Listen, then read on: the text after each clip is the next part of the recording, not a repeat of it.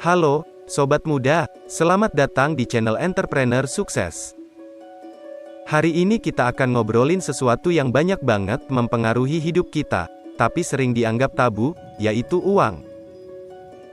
Tapi, bukan cara cepat kaya atau tips-tips investasi biasa. Kita bakal bahas The Psychology of Money, karya Morgan Housel.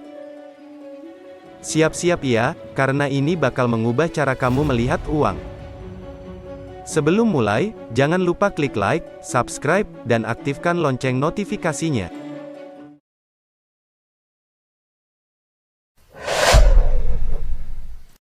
Kamu pernah nggak sih beli sesuatu terus nyesel? Atau takut investasi? Nah, itu semua soal psikologi, bukan soal uangnya. Kalian tahu nggak, apa sih sebenarnya makna dari buku The Psychology of Money, karya Morgan Housel itu? Jadi, The Psychology of Money, karya Morgan Housel itu, ngomongin gimana kita, sebagai manusia, sering kali ngelola uang berdasarkan perasaan dan pengalaman kita, bukan cuma dari logika doang. Maksudnya, uang itu bukan cuma soal berapa banyak yang kamu punya atau gimana cara dapetinnya. Lebih ke kenapa kamu ngambil keputusan soal duit itu, dan bagaimana background atau cerita hidup kamu, yang mempengaruhi cara pandang kamu tentang mengelola duit. Intinya, gak peduli seberapa pinter kamu di matematika atau ekonomi, cara kamu mikirin dan handle uang itu banyak dipengaruhi sama emosi dan hal-hal yang kamu alamin sebelumnya. Nah, kenapa sih kita harus tahu soal psikologi uang ini? Sekarang kita masuk ke contoh real, biar lebih gampang pahamnya. Sekarang, coba bayangin situasi ini. Misalnya nih, teman kamu beli sneakers yang lagi hype.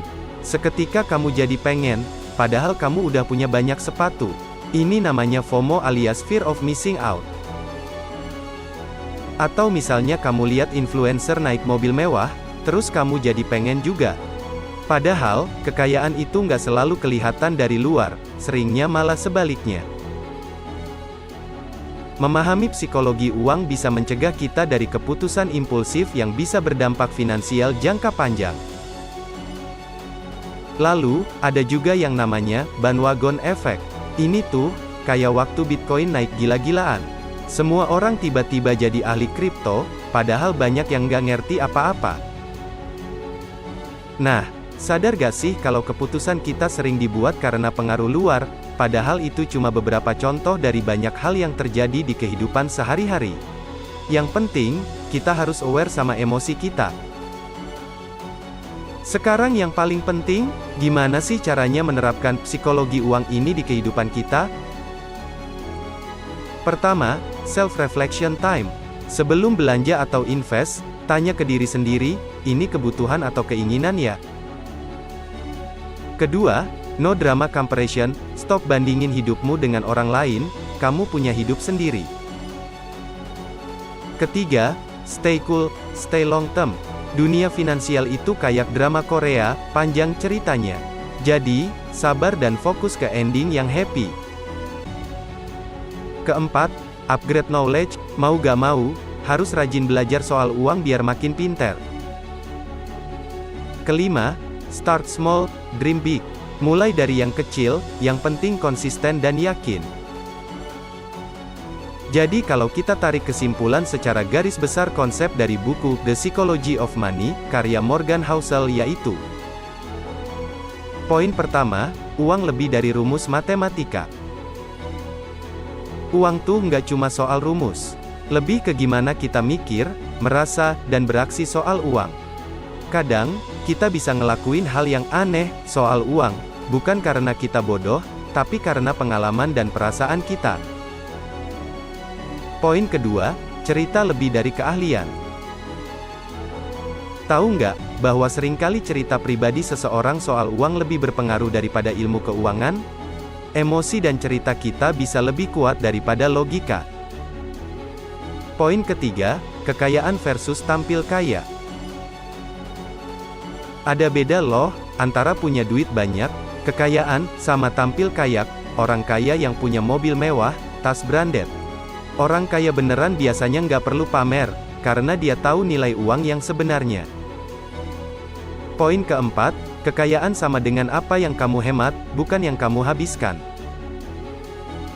Mau tahu rahasia jadi kaya? Hemat lebih banyak daripada yang kamu habiskan.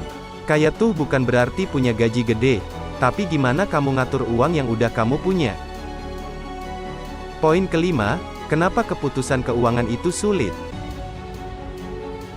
Dunia keuangan penuh dengan ketidakpastian. Kadang kita bisa berencana dengan sempurna, tapi tetap aja ada hal-hal yang nggak kita duga. Itulah kenapa emosi kita seringkali campur aduk saat urusan duit. Poin keenam, kontrol lebih penting dari kekayaan. Yang penting dari uang itu bukan seberapa banyak kamu punya, tapi seberapa banyak kamu bisa kontrol. Orang yang punya kontrol atas keuangannya, biasanya lebih tenang dan bahagia. Poin ketujuh, berpikir jangka panjang. Dalam dunia uang, kesabaran itu kunci. Mau investasi, pikirkan jangka panjang. Mau beli sesuatu, tanya dulu ke diri sendiri, ini butuh atau mau aja. Poin kedelapan, pasti ada resiko. Dalam keuangan, nggak ada yang namanya jaminan, semua ada resikonya. Tapi, dengan pemahaman dan pengetahuan, kita bisa meminimalisir resiko tersebut. Poin kesembilan, belajar dari sejarah. Sejarah keuangan dunia penuh dengan naik turun. Dengan belajar dari masa lalu, kita bisa lebih siap hadapi masa depan. Poin ke-10, kebiasaan lebih dari strategi. Mau sukses di dunia keuangan? Fokus ke kebiasaan baik, seperti hemat, investasi rutin, dan belajar terus soal uang.